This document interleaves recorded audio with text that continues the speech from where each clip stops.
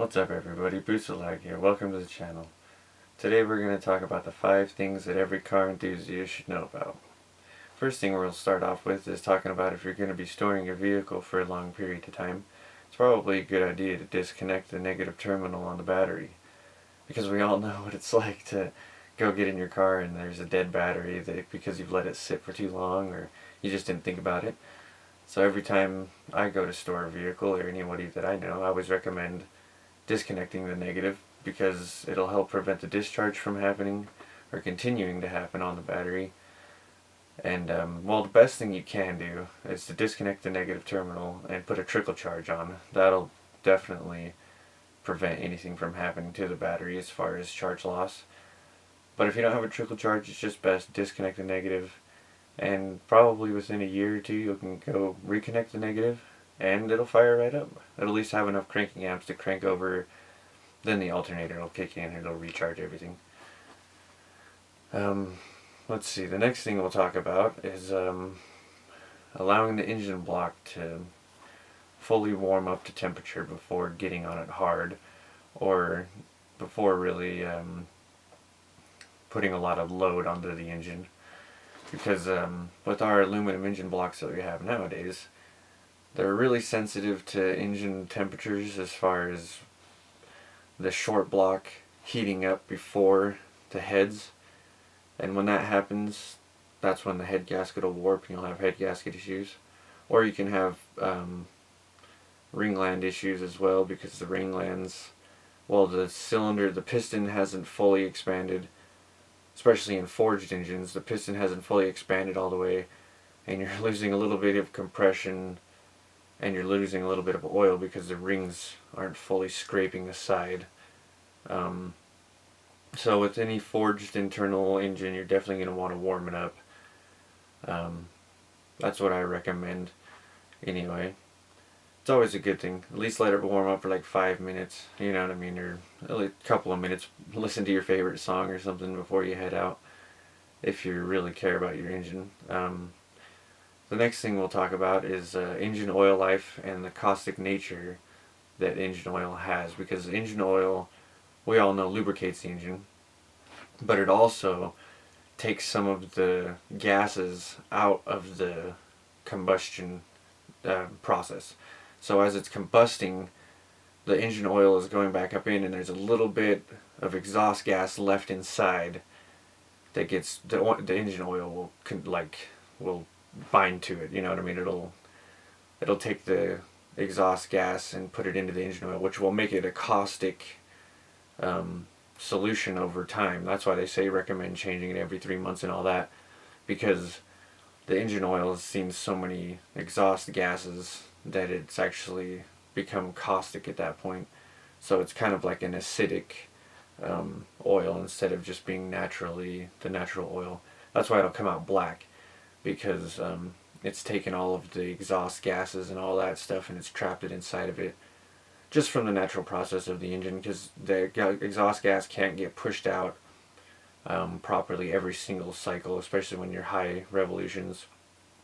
So with engine oil life and caustic nature, it is good to change out the engine oil every so often, because it can become acidic, especially if your crankshaft sits in the pan, or sits, you know what I mean, because like with boxer engines like Subarus, they don't have the crankshaft sit down in the pan. It's actually in between the block, like right in the center.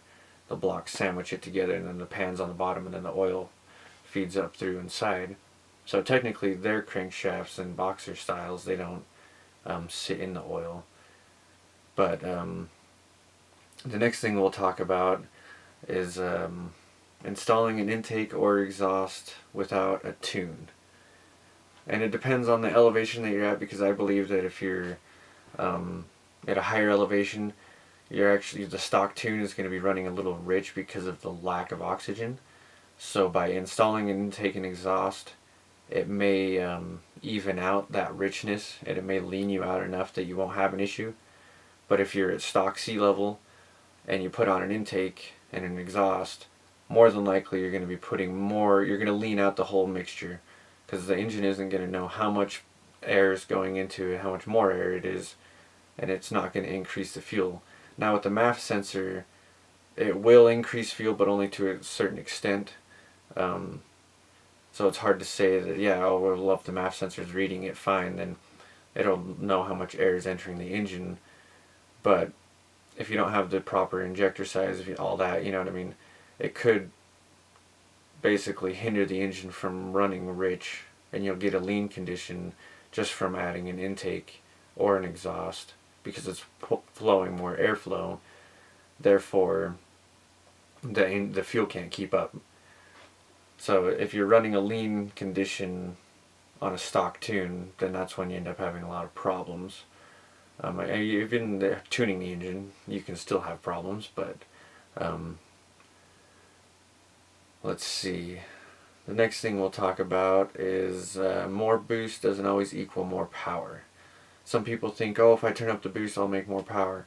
Well, turning up the boost depends on the turbocharger threshold, because certain turbocharger thresholds, they can't go above a certain amount of PSI and still remain efficient and still create that same boost. That's when you'll get boost surge, and you'll get a lot of different things that'll happen. So not always turning up the boost will give you power, because like I said before, you increase airflow, you have to increase fuel. So that can be the other thing.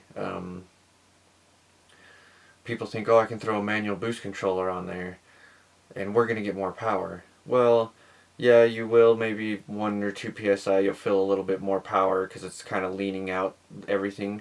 And yeah, leaning out the situation will make it feel like there's more power.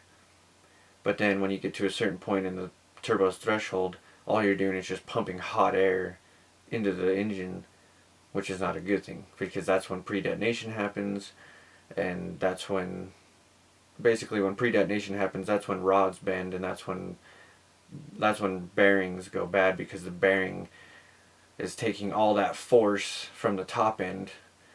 So basically the bearing will end up getting pushed back, or get pushed a little bit, and it'll push the threads on the rod bolts, and then the bearing inside spins, and then that's when, devastation happens. But more boost doesn't always equal more power, so I think that's one thing to always keep in mind too when you're a new car enthusiast. And I think a lot of the things that I talked about, if you're a new car enthusiast, you know what I mean, you should definitely keep in mind that allowing the engine to come up to temperature, if it's aluminum block, installing an intake and exhaust on a stock tune. If you're at sea level, I mean, if you're at higher elevations, you're kind of running rich anyway, but it can be bad too. And then engine oil life being caustic and all of that stuff. So just some things to touch on as far as being a car enthusiast, and some simple things that everybody, I think, should know. And disconnecting the negative on your battery is like a simple that everybody should know to save your battery. So but yeah, thanks for watching, guys. I really appreciate it. If you could give this video a thumbs up, and go subscribe if you're new to the channel. Thanks for watching.